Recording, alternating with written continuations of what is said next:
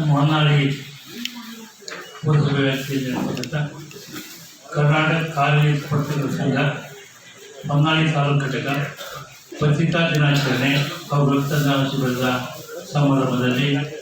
ಸಮಾರಂಭದ ಅಧ್ಯಕ್ಷರು ಸ್ನೇಹಿತರು ಇರ್ತಕ್ಕಂಥ ನಮ್ಮ HK ಮಲ್ಲೇಶಪ್ಪನವರೇ, ನಮ್ಮ ಬಯಲು ಮಂಡಳಿ ಅಧ್ಯಕ್ಷರು ಸ್ನೇಹಿತರಿಂದ ಮಂಜಪ್ಪನವರೇ, ಈತ ತಮಿಳುನಾಡಿಗೆ ಮಾತಾಡಿದ ಲೋಕೇಶ್ ಅವರೇ, ಸದಾಶಿವ ಅವರೇ ಮತ್ತು ವೇದಿಕೆ ಎಲ್ಲ ಮುಖ್ಯ ಅತಿಥಿ ಮಹಾಶಯರೇ, ಇದರೆಲ್ಲ ನಮ್ಮಂಥ ಹೊನ್ನಾಳಿ ತಾಲೂಕು ಮತ್ತು ನಮ್ಮ ಪತ್ರ ಸಂಘದ ಸ್ನೇಹಿತರು, ರೈತ ಮುಖಂಡರ ಸರ್ವಸಪ್ಪ ಮತ್ತು ಎಲ್ಲ ರೈತ ಬಾಂಧವರೇ, ಎಲ್ಲ ಸಾರ್ವಜನಿಕ ಅಣ್ಣ ತಮ್ಮಂದಿರ ಅಕ್ಕ ತಂಗಿ ಸ್ನೇಹಿತರೆ ಮತ್ತು ತಮ್ಮೆಲ್ಲರಿಗೂ ಈ ಎರಡು ಕಾರ್ಯಕ್ರಮದ ಶುಭಾಶಯನ ಕೋರಿಕೆ ತಮ್ಮೆಲ್ಲರೂ ಶುಭಾಶಯ. ಸಾಕಷ್ಟು ವಿಷಯಗಳನ್ನು ಲೋಕೇಶಪ್ಪ ಇರ್ಬೋದು, ಸದಾಶಿವಪ್ಪ ಇರ್ಬೋದು, ಮಂಜಪ್ಪನವರು ಇರ್ಬೋದು, ಎಲ್ಲರೂ ಸಮಾಧಾನ ಸಮಯನೂ ಆಗೈತಿ.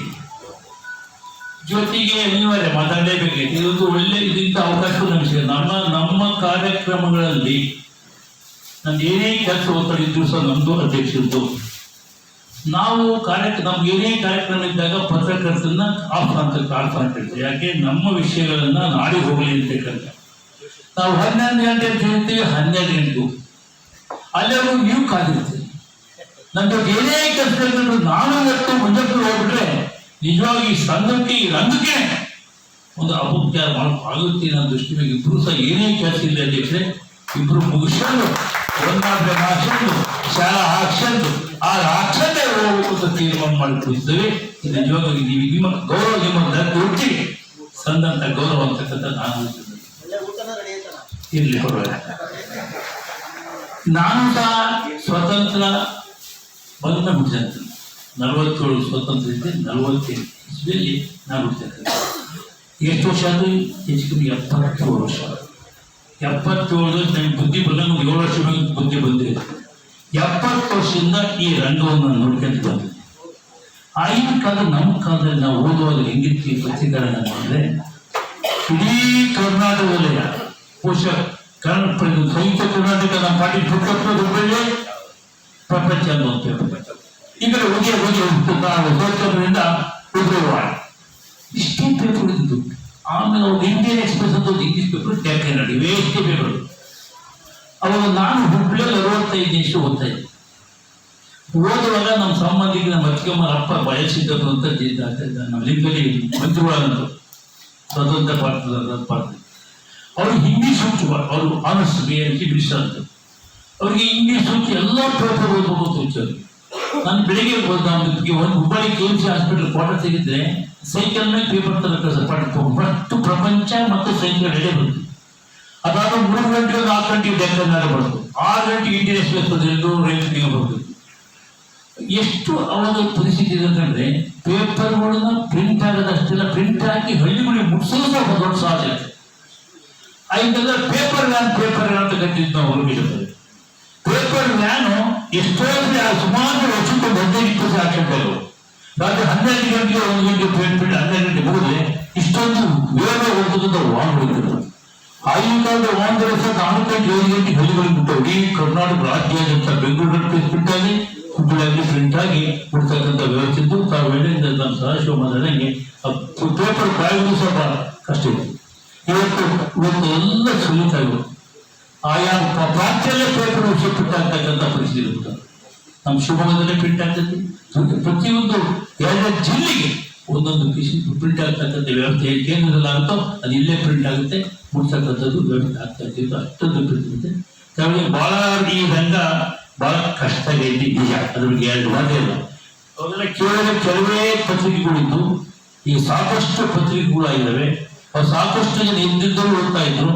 ಅದು ಇವತ್ತು ಎಷ್ಟೇ ಪತ್ರಿಕೆ ಪೇಪರ್ ಓದೋದಕ್ಕೆ ಸಂಖ್ಯೆ ಕಮ್ಮಿ ಆಗಿ ಅಂತ ನಾನು ಅನ್ಕೋಸ್ಕರ. ಯಾಕೆಂದ್ರೆ ಸಾಕಷ್ಟು ಜನ ನೀವೇನೇ ಇತ್ತೀಚೆಗೆ ತೊಂದರೆ ಇದೆ ಈ TV ಮಾಧ್ಯಮದಿಂದ ಎಲೆಕ್ಟ್ರಾನಿಕ್ ಮೀಡಿಯಾದಿಂದ ಎಲ್ಲರೂ ಸಹ ಇವತ್ತು ಸೆಕೆಂಡರಿ ಪ್ರಪಂಚಕ್ಕೆ ಹೋಗ್ತಕ್ಕಂಥ ವ್ಯವಸ್ಥೆ ನಮ್ಮ ಕಣ್ಣು ಮುಂದೆ ನಿಮ್ಮ ಮುಂದೆ. ಹಾಗಾಗಿ ಪತ್ರಿಕೆಗಳನ್ನು ಓದ್ತಕ್ಕಂಥ ಒಂದು ದೊಡ್ಡ ಪತ್ರಿಕೆ ಓದಿದ್ರೆ ಈಗ ಬಹಳ ಜನ ಸಮಾಧಾನ ಇರುತ್ತೆ. ಇವಂಗೆ ನಾವು ಕನ್ನಡಪ್ರಭ ಪತ್ರಿಕೆ ಹೋಗ್ತಾರಲ್ಲ, ಅದೆಲ್ಲ ಗೊತ್ತು. ಕನ್ನಡಪ್ರಭ ಪತ್ರಿಕೆ 5 ಗಂಟೆಗೆ ಎಲ್ಲ ಹೋಗಿತ್ತು.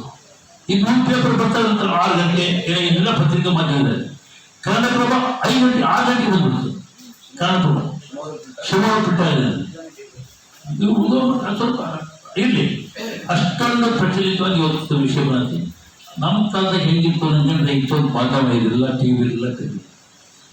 ಏನು ಸಾಯಂಕಾಲ 6:40 ಪ್ರದೇಶ ಸಮಾಚಾರ ಮತ್ತು ಟಿವಿ ವೈಫೈ ಅದನ್ನೆಲ್ಲರೂ ಕೇಳ್ತಿದ್ರು. ಏನ್ ಆಗೈತಿ ಈ ದೇಶದಾಗೆ 7:30 ನ್ಯೂಸ್. ಅವಾಗ ಏನ್ ರಾಜಧಾನಿ ಯಾವ್ದಂತ ಗೊತ್ತಾಗೋದು. ಇವತ್ತು ಏನಾದ ಕಂಡ್ರು 5 ಸೆಕೆಂಡ್ ಪ್ರಪಂಚಕ್ಕೆ ಹೋಗ್ತಕ್ಕಂಥ ವ್ಯವಸ್ಥೆ ನಮ್ಮ ಕಣ್ಣು ಬಂದ್ರು. ಮೊಬೈಲ್ ಇರ್ಬೋದು, ಇಂಟರ್ನೆಟ್ ಇರ್ಬೋದು, ಇನ್ನೊಂದಿರ್ಬೋದು.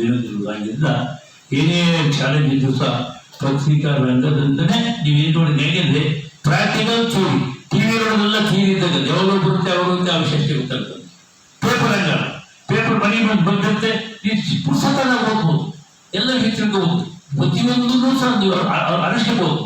ಟಿವಿಯಲ್ಲಿ ಯಾರು ನಿಂತ್ಕೊಂಡು ಬಂದು ಹೋಗಿರ್ತಾರೆ, ನೋಡಿದ್ರೆ ಅವ್ರು ಕೇಳ್ತಾರೆ. ಅದು ಪೇಪರ್ ಓದೋಷ್ಟು ಸಮಾಧಾನ ಬೇರೆ ಯಾವುದರಲ್ಲೂ ಆಗ್ತಾ ಇಲ್ಲ. ಆಗ ಮಾತಾಡ್ತಾರೆ ಅನೇಕ ವಿಷಯಗಳು ಎಲ್ಲರೂ ಸಹ ಇವತ್ತು ಮಾತಾಡಿ. ನನಗೆ ಒಂದು ಖುಷಿ ಏನಪ್ಪ ಇವತ್ತಿನ ಸಮಾಧಾನ ಅಂದರೆ ರೈಸ್ ಅಂದ್ರೆ ಬಹಳ 10 ಗಂಟೆಗೆ ಬಂದು ಕೂತು 2:30 ಗಂಟೆವರೆಗೂ ಓದಿರಲ್ಲ. ನಿಜವೂ ನಿಮಗೆ ರೈಸ್ ಅನ್ನೋದು ಯಾವುದು ಪ್ರತಿ ದಿವಸ ರೈತರ ಬಗ್ಗೆ. ಅದೇ ರೀತಿ ಇವತ್ತು ನಮ್ಮ ಲೋಕೇಶ್ ಒಡೆಯರು ಅಲ್ಲ ಲೋಕೇಶ್ ನಮ್ಮ ತಾಲೂಕು ನಂಗೆ ಇಷ್ಟೊಂದು ಅವ್ರ ಪ್ರತಿಭೆ ರಾಜ್ಯ ಮಟ್ಟದಲ್ಲಿ ಈ ರೀತಿಯಾದ ಈ ರಂಗದಲ್ಲಿ ಇಂಥ ಸ್ಥಾನದಲ್ಲಿ ಇರ್ತಕ್ಕಂಥದ್ದು ಗೊತ್ತಾಗಿದ್ದು ಇವತ್ತು. ಬೆಂಗಳೂರು ಸುತ್ತಿದ್ದು ನಾವು ರಮೇಶಪ್ಪ ಇರ್ತೇನೆ. ಅದ ಸದಾಶಿವ ಅಂತೆ, ಸದಾಶಿವ ಸೋಟು ಅಂತ ನಾನು ಒಳ್ಳೊಳ್ಳೆ ವಿಷಯಗಳನ್ನು ತಿಳ್ಕೊಂಡು ಇವತ್ತು ಈ ಮಟ್ಟಕ್ಕೆ ಹೋಗಿ. ಯಾಕಂದ್ರೆ ಇವತ್ತು ನಿಜವಾಗೂ ನಮ್ಮ ಹಳ್ಳಿಯ ಜನ, ನಮ್ಮ ಗ್ರಾಮೀಣ ಭಾಗರು ರಾಜ್ಯ ಮಟ್ಟಕ್ಕೂ ಸಹ ರಾಷ್ಟ್ರ ಮಟ್ಟಕ್ಕೂ ಸಹ ಸ್ಪರ್ಧೆ ಮಾಡಬಾರ್ದು. ಅವ್ರಿಗಿಂತ ಹೆಚ್ಚಿನ ಪ್ರತಿಭೆ ತೋರಿಸಬಾರ್ದು. ಹೆಂಗೆ ಇಡೀ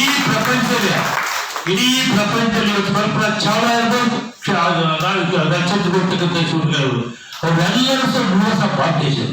ನಮ್ಮ ದೇಶ ಎರಡೇ ರಾಜ್ಯ ಇರ್ಬೋದು, ನಮ್ಮ ಭಾರತ ದೇಶದ ಮೂಲಗಳು ಆದಿವಾಸಿಗಳು ಗೊತ್ತು.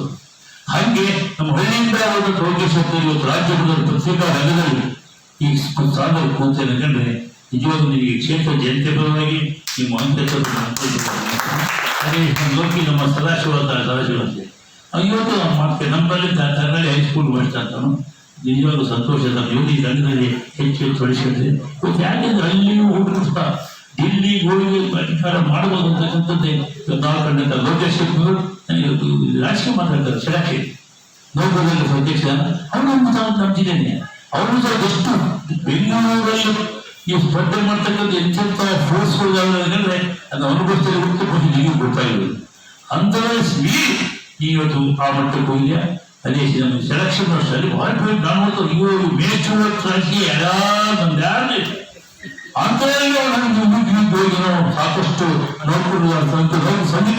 ನೌಕರರಿಗೆ ಸಾಕಷ್ಟು ಅನುಕೂಲತೆಗಳನ್ನ ಅವನು ಮಾಡಿಕೊಟ್ರು. ಎಲ್ಲ ಯಾವುದೇ ಸರ್ಕಾರಗಳು ಕಿವಿ ಹಿಂಡಿಯೋ ಮನಸ್ಸು ಯಾವುದೋ ರೀತಿಯಲ್ಲಿ ಈ ಸರ್ಕಾರಕ್ಕೆ ನಾವು ಹೊಟ್ಟೆ ಕಿಚ್ಚಿಕೊಂಡು ಅಷ್ಟು ಸವಲತ್ತುಗಳನ್ನು ನಾವು ಉಳಿಸ್ಕೊಡ್ತೀವಿ. ನಮ್ಮ ರೈತರು ನಿಜ ಹೊಟ್ಟೆ ಕಿಚ್ಚಗಳು ಅದು ಹೊಟ್ಟೆಗೆ ಅವ್ರು ನಮ್ಮ ಮಕ್ಕಳೇ, ನಮ್ಮ ಸಹೋದರರು ಅಂತ ಮಾತನಾಡಿ ಇವತ್ತು ಭಾಳ ವಿಷಯಗಳನ್ನು ಹೇಳಿ ಪೇಪರ್ ಹಾಕ್ತಾ ಇರ್ತಾರೆ. ಏನಾಗಿದೆ ಅಭ್ಯರ್ಥನ ನಾನು ನೋಡುದು ಪೇಪರ್ ಹಾಕ್ತಾ ಇದ್ದಂಥವ್ರು ಇವತ್ತು ರಾಷ್ಟ್ರಪತಿ ಆಗುವಂಥ ಅಭ್ಯರ್ಥಿಗಳು. ಹಾಗೆ ಇವತ್ತು ಪೇಪರ್ ಹಾಕಂತೂ ಭಾಳ ಜನ ಭಾಳ ಇವ್ರಿಗೆ ಭಾಳ ಕಷ್ಟ ಪೇಪರ್ ಹಾಕೋದಲ್ಲ. ಇದು ಉಪಂಪಟೆ ಏನು ಏನೇ ಪೇಪರ್ ಹಾಕಿದ್ರು ಸಹ ಅದು ಹಾಳಾಗಿರಲ್ಲ. ಒಂದು ಅಕ್ಷರ ಆಗಿರೋ ನಾನೇ ಸಾಕ್ಷಿ ಅದಕ್ಕೆ. ನಾನು ಪ್ರತಿ ವಾರ ಬೆಂಗಳೂರು ಹೋಗ್ತೇನೆ.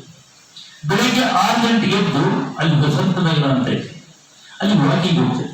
ಅಲ್ಲಿ ಒಂದೊಂದು ಗಂಟೆ ಅಲ್ಲಿ ಟೀ ಕಾಫಿ ಸಿಗುತ್ತೆ, ಹಣ್ಣು ಸಿಗ್ತವೆ, ಪ್ರತಿಫಲ ಸಿಗ್ತವೆ. ಈ ಪೇಪರ್ ಹಾಕೋದು ಆಗಿಲ್ಲ ಸೈಕಲ್ ಮೇಲೆ ನಡ್ಕೊಂಡು ಹೋಗಾಕು.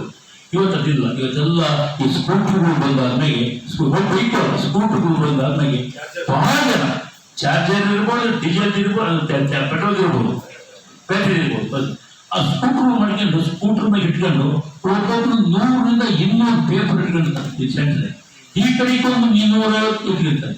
ಅಷ್ಟನ್ನೂ ಸಹ ಬೆಂಗಳೂರು ಸಿಟಿಯಲ್ಲಿ ಎಷ್ಟು ಕಷ್ಟ ಪೇಪರ್ ಹರಿಗಳ ಪಟಗಳು ಕೊಟ್ಟು ಹೋಗುವುದು. ಅದು ಹಾಕಿ ಯಾರು ಗೇಟೆ ತಂದಿದ್ದಾರೆ, ಭಾಳ ತಂದಿದ್ದಾರೆ. ಅದು ಏನ್ ಮಾಡ್ತಾರೆ ಸುತ್ತ ಕೊಡ್ಬೋದು ನೋಡ್ಬಿಟ್ಟು ಸಂಕಷ್ಟನೆ ಮಾಡೇ ಮಾಡ್ತಾರೆ. ಚೈನಾದೇಶ ಬಾಟ್ ಹಿಡಿತಾರಲ್ಲ ಹಂಗೆ ಕೇಳಿಬಿಡ ಒಂದು ಕೈ ಇದ್ದಂತೆ ಮತ್ತೆ ಅದು ಆಶ್ಚರ್ಯ. ಅಷ್ಟೊಂದು ರೀತಿಯಲ್ಲಿ ಪೇಪರ್ ಭಾಳ ಕಷ್ಟ ಕೆಲಸ ಮಾಡ್ತಾರೆ. ಅನಿವಾರ್ಯ ಮಾಡಿದ್ದೆ ಇಷ್ಟೊಂದು ಆಗಿರ್ತಕ್ಕಂಥದ್ದು ಭಾಳ ಸಂತೋಷ ವಿಷಯ. ಬಂದ ಈ ಸಂದರ್ಭದಲ್ಲಿ ಗೆಲ್ಲಿಗೆ ಇಚ್ಛೆ ಪಟ್ಟು ಇನ್ನು ಹೆಚ್ಚು ಮಾತಾಡಲಿಕ್ಕೆ ಹೋಗೋಣ. ಇಷ್ಟೇ. ಈಗ ನಮ್ಮ ಅಧ್ಯಕ್ಷರು ನಿಮ್ಮದು 2-3 ಬೇಡಿಕೆ ಇದೆ. ಒಂದು, ಏನು ನಮ್ಮ ಅಧ್ಯಕ್ಷರು ಕೊಟ್ಟಂತ ನಿವೇಶನದಲ್ಲಿ ತಾವು ಕಟ್ಟಡದ ಪತ್ರಿಕಾ ಭವನ ಕಟ್ಟಿದ್ದೀರಿ. ಅದು ಮೇಲ್ಭಾಗಕ್ಕೆ ಮೇಲ್ಭಾಗಕ್ಕೂ ಸಹ ಸರ್ಕಾರದಿಂದ ಅನುದಾನ ಕೊಡಿ ಅಂತ ಕೇಳಿದ್ರು. ಮುಂದಿದ್ದೀರನ್ನ ಅದನ್ನ ಹಾಕಿಕೊಡ್ತಾರೆ. ನೀವು ಎರಡನೇ ಕೇಳಿದ್ರು ನಿವೇಶನ. ಈಗ ಲೋಕೇಶ್ ಭಾಳ ಚೆನ್ನಾಗಿ ಅಧಿಕಾರಿಗಳು ಹೆಂಗೆ ಕೊಚ್ಚೆ ಆಗ್ತಾರೆ ಅಂತ ನಿಜನೋದು ನಾವು ನೋಡ್ತಲ್ಲ. ಏನು ವಿಷಯ ನನ್ಗೆ ಒಬ್ಬ ಶಾಸಕನಾಗಿ ಹೇಳ್ಬೇಕು, ಅನ್ಭವಿಸ್ಬೋದು. ಏನು ಸರಿ ಸಿಗ್ತಾರೆ ಚರ್ಚಿಸಿ ಏನು ಚರ್ಚಿಸ್ಬೇಕು, ಬರ್ತಾನೆ ಅಖಾಡ ಬರ್ತಾರೆ, ಪೇಪರ್ ಇರ್ತಾರೆ, ಚರ್ಚಿಸ್ಬೇಕು. ಅಲ್ಲೇ ದ್ವಾರ ಬರೀ ಚರ್ಚಿದ್ರಿಗೆ ಸರ್ಕಾರಗಳು ಅರ್ಧ ದಿವಸ ಆಗ್ತಾವ ಅನ್ಸ್ಬಿಡುತ್ತೆ. ನಮಗೆ ಎಷ್ಟೇ ನಾವು ಸರಿ ಕೊಟ್ಟು ಆಗ್ತದೆ. ಹಾಗೆ ನಿವೇಶನ ಕೊಡೋಕ್ಕೆ ಆಗ್ತಾ ಇದೆ. ಅದು ಮಲ್ದೇವ್ರ ಕಟ್ಟೆಗೆ 29 ಎಕರೆಗೆ ನಾವು ನಿವೇಶನ ಮಾಡಿ ಭಾಳ ಪ್ರಯತ್ನ ಮಾಡಿದ್ರೆ ಅರಣ್ಯ ಇಲಾಖೆಯಿಂದ ಸ್ವಲ್ಪ ಒಂದು ಹಂತಕ್ಕೆ ಬಂದತೆ ಮಾಡ್ತೀವಿ. ಮಾಡಿ ಆದ್ಮೇಲೆ ನಾವು ಪಟ್ಟಿ ಮಾಡಕ್ಕೆ ಹೋಗ್ತೇವೆ. ಪಟ್ಟಿ ಮಾಡಕ್ಕೆ ಹೋದಾಗ ಏನು ಮಾಡ್ತಾರೆ, ನೀವು ತಪ್ಪು ಕಾನೂನು ಏನೈತಿ ಅಂತ ನೋಡ್ತಾರೆ. ನೀನು ಇವರ ವಾಸವಾಗಿದೆಯಾ, ನಿಂದು ವೋಟರ್ ಲಿಸ್ಟ್ ಕೊಡು, ನಿಂದು ರೇಷನ್ ಕಾರ್ಡ್ ಕೊಡು, ನಿಂದು ಆಧಾರ್ ಕಾರ್ಡು ಕೊಡು. ಅಂದರೆ ಯಾವ ಬಹುಶಃ ಇರ್ತಾವ ಇಲ್ಲ ಅಂತ ನಾವು ಏನೇನು ಕೊಡ್ತೇವೆ ನಾವು. ನಿನಗೆ ನಿವೇಶನ ಕೊಡ್ತೀವಿ ನೋಡುವಂತೆ ನಿವೇಶನ. ನೀವು ಅಕಸ್ಮಾತ್ ನೀನು ನಿಂದು ನಿವೇಶನ ನಿಂದು ಕಲ್ಲಿನ ಬಂಡೆ ನೀವು ಕೊಡಬಹುದು. ಆದರೆ ಆಂಜನೇಯ ಕೊಟ್ಕೊಳ್ಳಿ, ಆಂಜನೇಯ ಹೆಸರು ಮನೆ ಐತಲ್ಲ ಅಂತ ಅಧಿಕಾರ ಹೊಂಟಾರೆ. ಅವಾಗ ಪ್ರತಿನಿಧಿಗೆ ಎಲ್ಲರೂ ಕೊಡ್ತಕ್ಕಂಥ ಮಾತು ನನಗಿರ್ಬೋದು, ನಮ್ಮ ಅಧ್ಯಕ್ಷರಿರ್ಬೋದು, ನಮ್ಮ ಬಾಡಿ ಹುಟ್ಟಿಸ್ತೇವೆ. ಅದಕ್ಕೆ ಈ ಇದ್ದಾವೆ. ಆದರೂ ಸಹ ಆದಷ್ಟು ಪ್ರಯತ್ನ ಮಾಡಿ ಹೆಂಗೋ ಕಿಡಿಗೆಯಾಗ ಸ್ವಲ್ಪ ಭಾಗವಹಿಸಿ ಹೋಗ್ಬೋದು ಯೋಚನೆ ಮಾಡೋದು ಆಮೇಲೆ ಹರಿಸ್ತೇವೆ ಅಂತಕ್ಕಂಥ ಮಾತನ್ನು ಈ ಸಂದರ್ಭದಲ್ಲಿ ಹೇಳಲಿಕ್ಕೆ ಇಚ್ಛೆಪಟ್ಟು, ನಿಮ್ದು ಭಾಳ ಕಷ್ಟ ನಿಜ. ಈ ನಮ್ಮ ಶಕ್ತಿ ಯೋಜನೆಗೆ ಬಸ್ ಫುಲ್ಲು ಬ್ಯಾಗ್ ನಿಲ್ಲೋದಂಗೆ ನಿಮ್ಗೆ ಕೆಲಸ ಫುಲ್ಲು ಅದು ಸಂಭವ ಆಗಿಲ್ಲ. ನೀವು ಗಾಡಿ ಕೇಳಿ ಏನು ಅಡ್ವರ್ಟೈಸ್ಮೆಂಟ್ ಕೊಡಿ, ಅಗಮರಿ ಅಡ್ವರ್ಟೈಸ್ಮೆಂಟ್ ಯಾರು ನೋಡ್ತಾರೆ, ನಾವು ಅಂದಿರ್ತೇವೆ ಹಿಂಗಾಗಿ ಮಾತಾಡ್ತಿದ್ದೀವಿ. ಮುಂದಿನ ದಿನಗಳಲ್ಲಿ ಈ ರಂಗ ಉಳಿಲಿ. ಈಗ ನಾನು ಮಾತಾಡ್ತಿದ್ದೆ ಇಲ್ಲ, ಅದು ಬಹಳ ನಿಬಂಧನೆಗಳಿದ್ದು. ಇನ್ನೂ 15,000 ಇಡೀ ಕರ್ನಾಟಕ ಇರ್ತಕ್ಕಂಥ ಪತ್ರಕರ್ತರಲ್ಲಿ ಇನ್ನೂ 150 200 ಜನ ಏನು ಒಂದು 0.00001% ಇಲ್ಲ. ಅದೇನು ಸರಳೀಕರಣ ಭಾಳ ಈಗಿನ ಮುಖ್ಯಮಂತ್ರಿ ಕೊಟ್ಟಿರೋ ಸಿದ್ದರಾಮಯ್ಯ ಇದ್ದಾಗ ಸ್ವಲ್ಪ ಸಹಾಯ ಮಾಡಿದ್ರು. 3,000 15,000 ಅವ್ರನ್ನ ಎಲ್ಲರೂ ಪತ್ರಕರ್ತರಿಗೆ ಕೊಟ್ಟಿದ್ದಾರೆ. ಅದು ದೇವರ ಕೊಟ್ಟರು ಪೂಜಾರ ಕೊಡೋಂಗಿಲ್ಲ, ದೇವರ ಕೊಟ್ಟರು ಪೂಜಾರ ಕೊಟ್ಟ ಪೂಜೆಯಿಂದ ಹೊರ ಕೊಡ್ತಕ್ಕಂಥ ಪ್ರಯತ್ನ ನಾವು ನೀವೆಲ್ಲ ಸೇರ್ ಮಾಡೋಣ. ಈ ರಂಗಕ್ಕೆ ಶಕ್ತಿ ತುಂಬೋಣ. ಈ ಘೋಷೆ ಬಂದು ನಿರಂತರವಾಗಿ ಎಲ್ಲೆಲ್ಲೂ ಭೂಮಿ ಇತ್ತು, ಅಲ್ಲಿ ಎಲ್ಲಿ ಗಾಳಿ ನೀರು ಬೆಳಕಿತ್ತು, ಅಲ್ಲೆಲ್ಲೂ ಈ ಪತ್ರಿಕಾ ರಂಗ ಅಸ್ತಿತ್ವದಲ್ಲಿ ಅಂತಕ್ಕಂಥ ಪ್ರಾರ್ಥನೆ ಮಾಡಿ ಅಭಿನಯಿಸಿ ನಮಗೂ ಸಹ ಈ ಮಾತಾಡಕ್ಕೆ ಅವಕಾಶ ಕೊಡುವಂಥ ಮತ್ತು ಸನ್ಮಾನ ಮಾಡಿದ ಎಲ್ಲ ಸಂದರ್ಭದಲ್ಲಿ ಶುಭ ಕೋರಿ ನಾನು ಮಾತುಕೊಳ್ತೇನೆ.